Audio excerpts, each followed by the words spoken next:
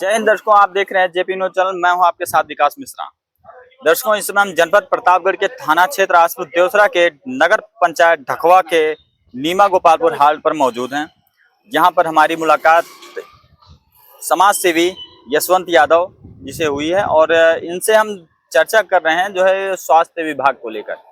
जी महोदय जी, क्या कहेंगे स्वास्थ्य विभाग को लेकर? सबसे पहले तो आपका बहुत बहुत आभार कि आपने स्वास्थ्य के मुद्दे को उठाया है। जी ये हमारा बगल का गांव बिनैका है। जी मैं सिर्फ एक गांव की बात आपको बता रहा हूँ। यहाँ कम से कम विगत 1 वर्षों में 1 या 1.5 वर्षों में 15 से 16 पेशेंट ऐसे हैं जिनको कैंसर हुआ, जो कैंसर से पीड़ित हुए जी और जो कि गरीबी रेखा से भी नीचे आते हैं। आजकल की डेट में कैंसर का इलाज कराना कितना महंगा है। जी और रही बात स्वास्थ्य व्यवस्था की, तो उत्तर प्रदेश की जनसंख्या भारत का सबसे बड़ा राज्य है जनसंख्या के मामले में जी। और देखा जाए तो पूरे विश्व में कई कंट्री को मिला दें तब भी उत्तर प्रदेश की जनसंख्या के बराबर भी वहां की जनसंख्या पूरी नहीं होगी। और उत्तर प्रदेश सबसे बड़े बहुल जनसंख्या वाले प्रदेश में, जहां भाजपा की डबल इंजन की सरकार है जी। और लगभग 10 वर्षों से है। इनका 2 बार का कार्यकाल पूरा होने जा रहा है, केंद्र में भी राज्य में भी। इन्होंने जो है स्वास्थ्य के लिए बहुत ढिढोरा पीटा, लेकिन सच्चाई तो ये है, मैं आपको हकीकत बता रहा हूँ, जमीनी सच्चाई बता रहा हूँ।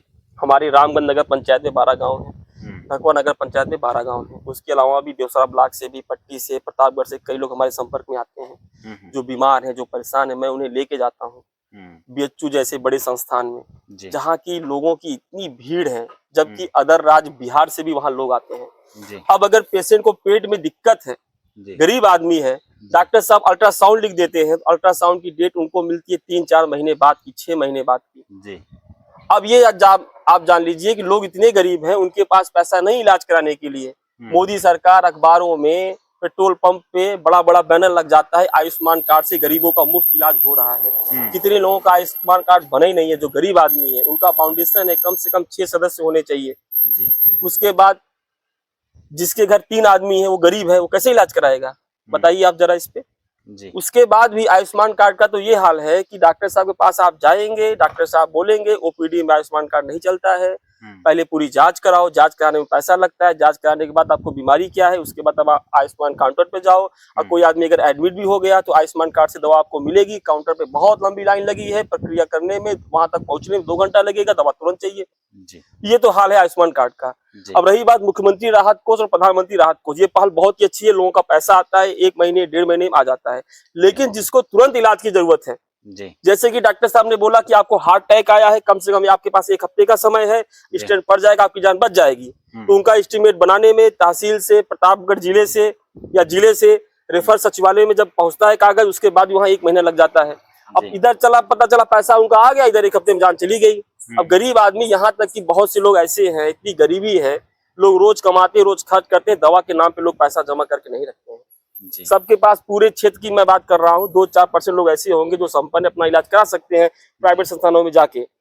लेकिन सरकारी संस्थानों में लोगों को बेड नहीं मिलता है, जगह नहीं मिलती है, लोग रो पड़ते हैं। मैं केजीएमसी गया था एक पेशेंट को लेके, वहां पे मैं एडमिट हुआ इमरजेंसी में, मैं देख रहा था, वहां पे पहुंच रहे थे लोग, दम तोड़ रहे थे, डॉक्टर 3-4 तो है, जूनियर डॉक्टर काम कर रहे हैं, कितने पेशेंट को देखेंगे। यहाँ तक कि वहाँ बच्चे रो रहे हैं, किसी की माँ मर गई, कोई बच्चा मर गया, रो रहे हैं, बिलक रहे, गार्ड जो है जबरदस्ती उनको बाहर कर रहा है। मतलब स्वास्थ्य सेवा में उत्तर प्रदेश पूरी तरह बदहाल है।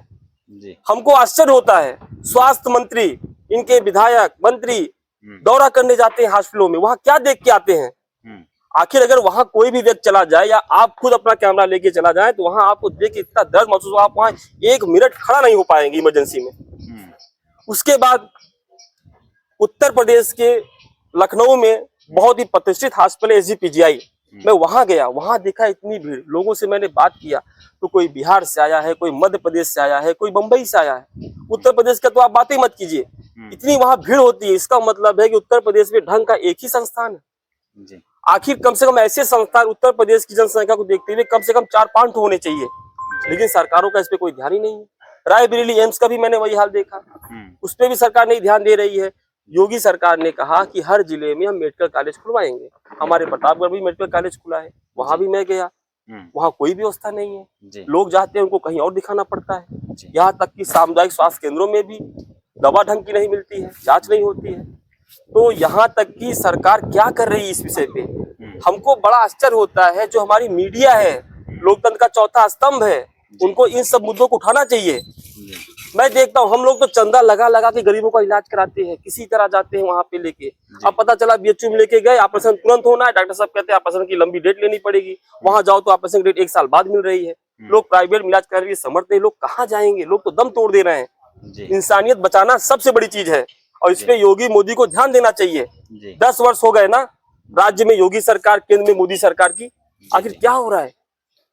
इस पे हम चाहेंगे कि सरकार गौर से इस पे अमल करे, चाहे जो सरकार हो, पिछली सरकारें, आने वाली सरकारें, अब की सरकारें, पक्ष विपक्ष को एक होकर इस पे बहुत विशेष ध्यान देने की जरूरत है। जी ठीक है, धन्यवाद।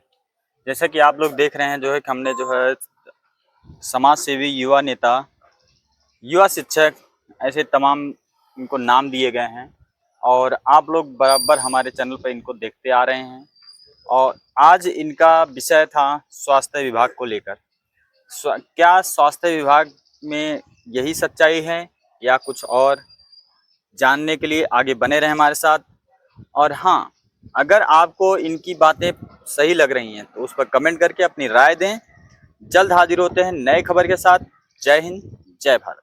धन्यवाद।